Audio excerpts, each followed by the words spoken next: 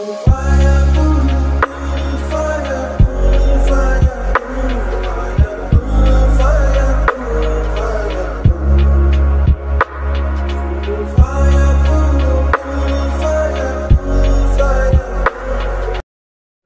اللہ الرحمن الرحیم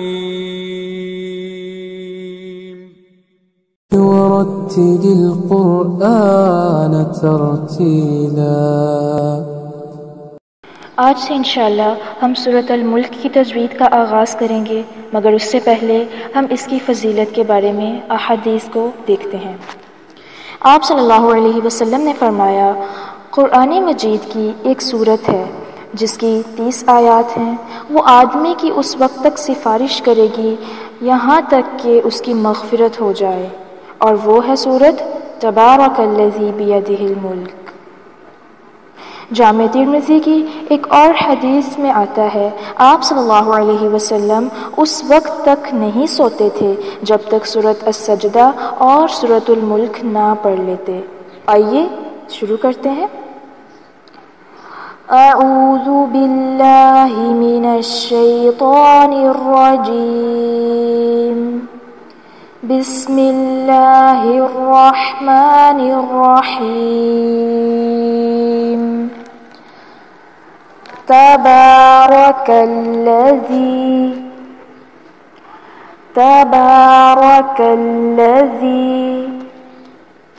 یہاں دیکھیے تبارک الذی، با کے اوپر کھڑی زبر ہے تو اس کو تھوڑا سا کھینچ کے پڑھیں گے، را کو پر کیا جائے گا کیونکہ را کے اوپر زبر آ رہی ہے، اور الذی میں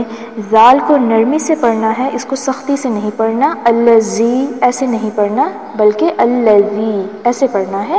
اور پھر زال زیریا زی، یہاں پر بھی مد اصلی ہو رہی ہے تو اس کو تھوڑا سا کھینچیں گے۔ تبارک الذی بیدہ الملک، بیدہ الملک، اب یہاں پر بیدہ، یا زبر یا کو لمبا نہیں کرنا، بیدہ نہیں پڑھنا، بیدہ، بیدہ الملک، وہو علی کل شیء قدیر، وہو علی، لام کے اوپر کھڑی زبر ہے، کھینچیں گے تھوڑا سا، کل شیء، یہاں پر دیکھیے زیر تنوین کی آواز کو ناک میں چھپائیں گے، اس قاعدے کو اخفاء کہا جاتا ہے۔ شیء قدیر، قاف کو یہاں پر پر کیا جائے گا۔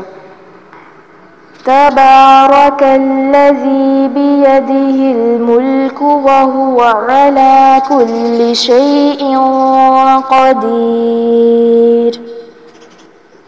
تبارک الذی بیدہ الملک وہو علی کل شیء قدیر، الذی خلق الموت،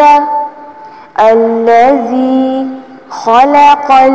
خا کو پر کریں گے، قاف کو پر کریں گے، خلق الموت، اس کو موتا نہیں پڑھنا، موتا، ٹھیک ہے، واو لین ہے، والحیات، یا کے اوپر کھڑی زبر ہے، کھینچیں گے، والحیات لیبلوکم، با ساکن آ رہا ہے، حروف قلقلہ میں سے ہے تو اس کو ہلا کے پڑھیں گے، لیبلوکم ایوکم احسن عملا، احسن نون کی پیش کو لمبا نہیں کرنا، احسن عملا، وَهُوَ الْعَزِيزُ الْغَفُورُ، وَهُوَ الْعَزِيزُ الْغَفُورُ،